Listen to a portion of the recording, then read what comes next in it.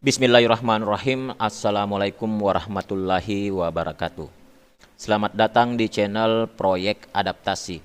Pada kesempatan kali ini saya akan memberikan informasi terkait pendaftaran P3K Guru tahun 2021 yang insya Allah akan segera dibuka. Ada beberapa hal yang perlu dipahami dan diketahui oleh guru honorer sebagai calon pelamar seleksi P3K Guru tahun 2021 agar nantinya tidak salah saat melakukan pendaftaran. Informasi yang pertama yaitu terkait siapa saja golongan dan syarat peserta kesempatan pertama, 2, dan 3 dalam seleksi P3K Guru tahun 2021. Informasi yang kedua yaitu terkait jenis, ukuran dan tipe dokumen yang perlu diunggah dalam portal SSCASN pada seleksi P3K Guru tahun 2021. Baik, kita langsung saja ke informasi yang pertama yaitu mengenai syarat daftar P3K Guru tahun 2021. Informasi ini resmi dari Badan Kepegawaian Negara, di mana di sini dijelaskan siapa saja yang dapat mendaftar pada seleksi P3K Guru tahun 2021. Tentunya informasi ini sudah kita pahami dan ketahui bersama bahwa ada 4 kriteria calon pendaftar yang bisa mengikuti seleksi P3K Guru tahun 2021. Yang pertama yaitu honorer THK 2 yang terdaftar di database THK 2 BKN. Kemudian yang kedua adalah guru honorer yang masih aktif mengajar di sekolah negeri dan terdaftar sebagai guru di Dapodik Kemendikbud. Kemudian yang ketiga adalah guru yang masih aktif mengajar di sekolah swasta dan terdaftar sebagai guru di Dapodik Kemendikbud. Yang keempat adalah lulusan pendidikan profesi guru atau PPG yang belum menjadi guru atau belum mengajar dan terdaftar di database lulusan pendidikan profesi guru Kemendikbud. Keempat kriteria calon pendaftar ini berdasarkan Surat Edaran Direktur Jenderal Guru dan Tenaga Kependidikan Kementerian Pendidikan dan Kebudayaan nomor 1461-BT-GT.02.01-2021 yang diterbitkan tanggal 15 Maret 2021. Berikutnya perlu kita pahami juga siapa saja yang tergolong sebagai peserta seleksi tes kesempatan pertama untuk P3K Guru tahun 2021. Di sini dipaparkan 3 kriteria yang tergolong sebagai peserta. Yang pertama adalah honorer THK 2 sesuai yang terdaftar di database THK 2 BKN dan harus juga terdaftar sebagai guru di Dapodik Kemendikbud. Jadi saya ulangi, yang pertama adalah honorer THK 2, terdaftar di database THK 2 BKN dan terdaftar juga sebagai guru di Dapodik Kemendikbud. Yang kedua, guru honorer yang masih aktif mengajar di sekolah negeri dan terdaftar sebagai guru di Dapodik Kemendikbud, di mana sertifikat pendidiknya linear atau kualifikasi pendidikannya linear dengan formasi yang tersedia pada sekolah di mana calon pelamar mengajar atau mengabdi. Kemudian yang ketiga yaitu guru honorer yang masih aktif mengajar di sekolah negeri dan terdaftar sebagai guru di Dapodik Kemendikbud, di mana sertifikat pendidiknya linear atau kualifikasi pendidikannya linear dengan formasi yang tersedia pada sekolah lain dalam satu instansi daerah yang bersangkutan. Selanjutnya perlu kita ketahui seperti apa syarat peserta yang tergolong sebagai peserta seleksi tes kesempatan pertama P3K Guru 2021. Yang pertama yaitu tidak dapat melamar ke instansi daerah lain. Jadi harus melamar di instansi daerah yang bersangkutan atau si pelamar. Kemudian yang kedua, jika formasi tersedia di sekolah tempat yang bersangkutan mengajar atau mengabdi dan sesuai dengan sertifikat pendidiknya atau kualifikasi pendidikannya, maka harus melamar pada formasi tersebut. Kemudian yang ketiga, jika formasi tidak tersedia pada sekolah yang bersangkutan dan garis miring atau sertifikat pendidik atau kualifikasi pendidikan si pelamar tidak sesuai, maka dapat melamar di formasi lain di instansi tersebut. Maksudnya, dapat melamar di formasi lain di instansi daerah yang bersangkutan. Selanjutnya, siapa saja yang tergolong sebagai peserta seleksi tes kesempatan kedua untuk P3K Guru 2021? Yang pertama yaitu peserta yang tidak lulus seleksi tes kesempatan pertama dapat mengikuti kembali seleksi tes kesempatan kedua. Kemudian yang kedua yaitu honorer THK2 yang terdaftar di database THK2 BKN. Di sini tidak ditambahkan keterangan dan terdaftar sebagai guru di Dapodik Kemendikbud. Jadi yang dimaksud di sini adalah honorer THK2 yang hanya terdaftar di database THK2 BKN. Selanjutnya yang ketiga yaitu guru yang masih aktif mengajar di sekolah swasta dan terdaftar sebagai guru di Dapodik Kemendikbud. Jadi untuk guru honorer yang mengajar di sekolah swasta itu sudah bisa ikut pada seleksi tes kesempatan kedua. Yang keempat, yaitu lulusan pendidikan profesi guru atau PPG yang belum menjadi guru atau belum mengajar dan terdaftar di database lulusan pendidikan profesi guru Kemendikbud.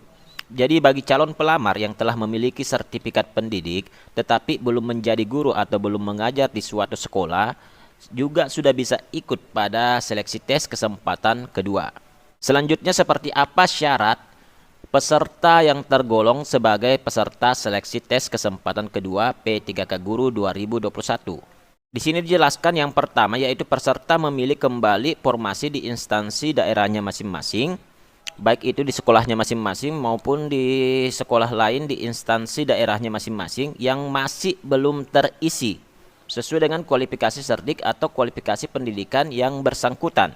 Kemudian yang kedua, peserta 1, 2, dan 3 maksudnya adalah peserta yang tidak lulus seleksi tes kesempatan pertama, ya, kemudian yang kedua honorer THK2 yang terdaftar di database THK2 BKN, kemudian yang ketiga adalah guru honorer swasta yang terdaftar sebagai guru di Dapodik Kemendikbud, itu tidak dapat melamar di instansi daerah lain, jadi harus mendaftar di instansi daerah yang bersangkutan. Selanjutnya yang ketiga yaitu peserta 4, maksudnya adalah lulusan pendidikan profesi guru atau calon pelamar yang telah memiliki sertifikat pendidik tetapi belum menjadi guru atau belum mengajar di suatu sekolah, itu dapat melamar di instansi sesuai dengan domisilinya atau sesuai dengan daerahnya. Selanjutnya yang keempat yaitu bagi peserta yang tidak lolos tes pertama, nilai ujian yang diambil adalah nilai tertinggi antara tes pertama dan tes kesempatan kedua. Jadi bagi peserta yang tidak lolos pada tes pertama itu tidak perlu ragu untuk mengikuti tes kedua. Karena nilai ujian yang akan diambil itu adalah nilai yang tertinggi antara tes pertama dan tes kesempatan kedua. Berikutnya, siapa saja yang tergolong sebagai peserta seleksi tes kesempatan ketiga untuk P3K Guru 2021. Di sini dijelaskan bahwa semua peserta yang tidak lulus pada seleksi tes kesempatan kedua itu bisa menjadi peserta seleksi tes kesempatan ketiga. Selanjutnya, seperti apa syarat peserta yang tergolong sebagai peserta seleksi tes kesempatan ketiga P3K Guru 2021? Yang pertama yaitu peserta memilih kembali formasi di instansinya yang masih belum terisi, baik itu di sekolahnya masing-masing ataupun di sekolah lain dalam satu instansi daerah yang bersangkutan yang sesuai dengan sertifikat pendidik atau kualifikasi pendidikan yang bersangkutan. Selanjutnya yang kedua yaitu seluruh peserta sudah dapat melamar di instansi daerah lain. Jadi sudah diizinkan untuk lintas instansi lain atau lintas daerah. Yang ketiga yaitu bagi peserta yang tidak lolos tes kesempatan pertama dan tes kesempatan kedua, nilai ujian yang diambil adalah nilai tertinggi antara tes kesempatan pertama, tes kesempatan kedua, dan tes kesempatan ketiga. Jadi bagi peserta yang tidak lolos pada tes kesempatan pertama dan tes kesempatan kedua tidak perlu ragu untuk mengikuti tes kesempatan ketiga karena nilai ujian yang akan diambil itu adalah nilai yang tertinggi antara tes kesempatan pertama, tes kesempatan kedua, dan tes kesempatan yang ketiga. Berikutnya perlu dipahami apa yang dimaksud dengan optimalisasi atau pengisian formasi kosong. Di sini dijelaskan bahwa setelah tes ketiga, kemudian masih ada formasi yang belum terisi, maka dapat dilakukan optimalisasi atau pengisian formasi kosong. Dengan syarat bahwa formasi kosong tersebut dilakukan berdasarkan ranking penilaian sekolah yang akan ditentukan oleh Kemendikbud. Jadi setelah tes ketiga itu kemudian masih ada formasi yang belum terisi, maka akan dilakukan pengisian formasi kosong dengan mempertimbangkan ranking penilaian sekolah yang akan ditentukan oleh pihak Kemendikbud. Selanjutnya, perlu juga dipahami apakah diperbolehkan mendaftar kembali menjadi P3K guru jika sudah pernah mengundurkan diri dari CPNS atau P3K THK 2. Di sini dijelaskan bahwa pelamar yang sudah pernah mengundurkan diri dari CPNS atau P3K THK 2 pada saat menjalani masa percobaan dikenakan sanksi tidak dapat mengikuti seleksi pengadaan pada periode selanjutnya. Jadi calon pendaftar atau pelamar yang pernah mengundurkan diri sebagai CPNS atau P3K THK 2 itu tidak dapat mengikuti kembali seleksi CASN, baik itu seleksi CPNS maupun seleksi P3K. Informasi yang kedua yang perlu diketahui atau dipahami oleh calon pelamar atau calon pendaftar yaitu terkait dokumen yang nantinya akan diunggah pada portal SSCASN seleksi P3K guru tahun 2021. Yang pertama yaitu bagaimana cara mengunggah dokumen persyaratan. Di sini dijelaskan, pastikan ukuran file dan jenis file yang akan diunggah itu tidak melebihi dari batasan masing-masing dokumen yang dipersyaratkan di SSCASN. Apabila melebihi dari batasan ukuran yang ditetapkan, maka secara otomatis file atau dokumen yang Anda unggah akan ditolak oleh sistem. Jadi calon pelamar atau calon pendaftar harus memastikan ukuran file dan jenis file sesuai dengan persyaratan. Karena jika tidak sesuai dengan yang dipersyaratkan, maka secara otomatis file atau dokumen yang akan diunggah tersebut akan ditolak oleh sistem. Berikutnya yaitu bagaimana jika saya gagal unggah dokumen persyaratan. Di sini dijelaskan bahwa silakan refresh halaman dan pastikan ukuran file dan jenis file yang akan diunggah tidak melebihi dari batasan masing-masing dokumen yang dipersyaratkan dalam aplikasi SSCASN. Jika terjadi kendala gagal unggah dokumen persyaratan, maka silakan refresh halaman SSCASN. Kemudian harus memastikan kembali ukuran file dan jenis file yang akan diunggah apakah sudah sesuai dengan persyaratan. Berikutnya yaitu terkait dokumen apa saja dan berapa ukuran dan tipe file yang akan diunggah. Yang pertama, peserta harus mempersiapkan scan pas foto dengan latar belakang warna merah yang ukuran maksimalnya adalah 200 KB dan tipe filenya adalah JPEG atau JPG. Selanjutnya yang kedua, peserta juga harus mempersiapkan scan swafoto yang ukuran maksimalnya adalah 200 KB dan tipe filenya adalah JPEG atau JPG.